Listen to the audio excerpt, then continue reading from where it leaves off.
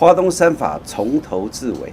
我们就绝对不相信民进党会来推动，所以我们不管是国道6号也好，还是环岛高铁也好，都是比照台湾高铁的 BOT 案，也就是政府零出资，好，就是不管是国内的 BOT 招商，或是国际的 BOT 招商，对于环岛高铁还是国道6号，都是政府零出资。在国民党内也有在大家都有很多的集思广益各种意见都有，但是最后我们相信国民党亦是团结的来面对所有国家因心因格应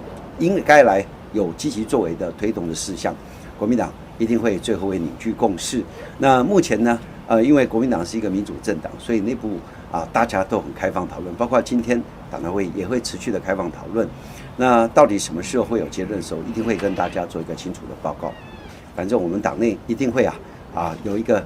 完全的一个共识，我们才会推动。不只是华东三法，每一个法案我们都会经过一致的讨论党代的协商之后，我们才会做出最后的决定。